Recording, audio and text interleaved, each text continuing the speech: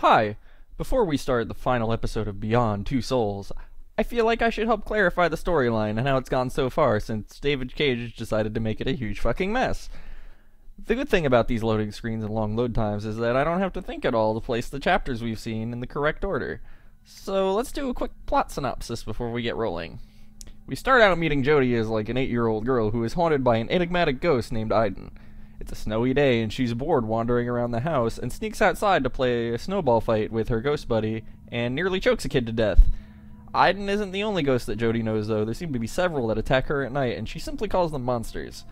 This prompts Jodie's adoptive parents to freak the fuck out and take her to meet Nathan, colloquially known as Science Dad, so that Nathan can try and figure out what's going on.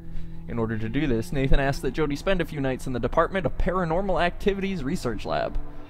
On the first night, the Hold Steady plays while Jodie gets attacked by the monsters again, apparently for the last time.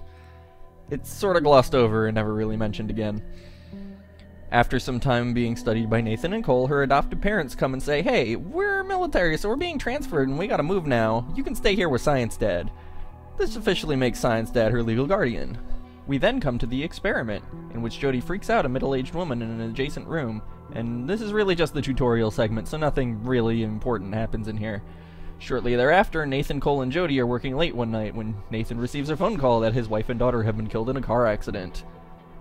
Shortly after Jodie sees their ghosts hanging out behind Nathan.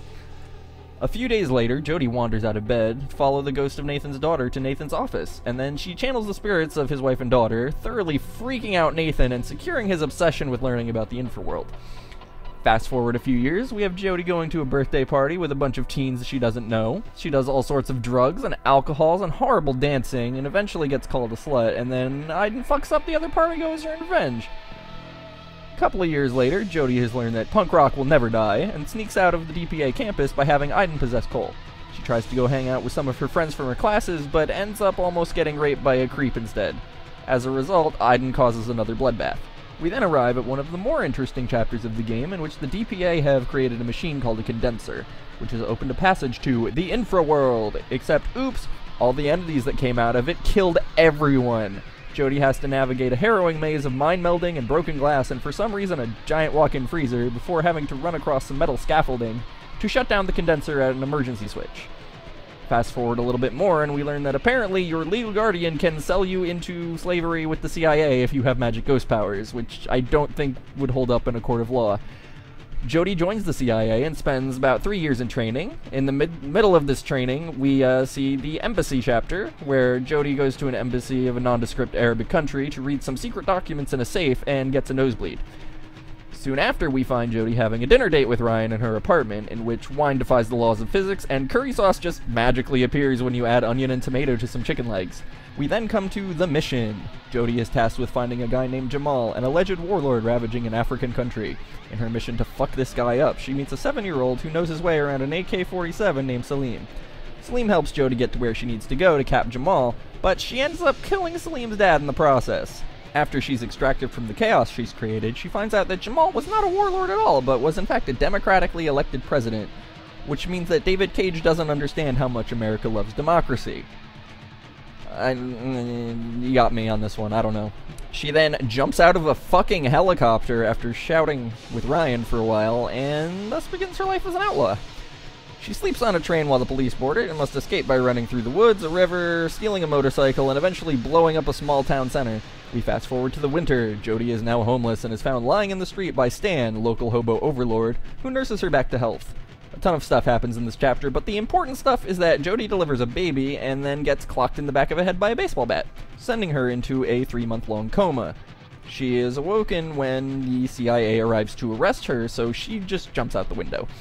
She wanders the streets for a bit until a policeman happens by and takes her to the station to try and find out if there's anyone he can turn her over to. Meanwhile, the SWAT team that tried to stop her from blowing up that town center earlier, they surround the building, but not for long, as Jodie and Ian fuck their shit right up, and the only man standing when Nathan arrives to kind of calm things down is the police officer that brought her in because he was nice to her, I guess.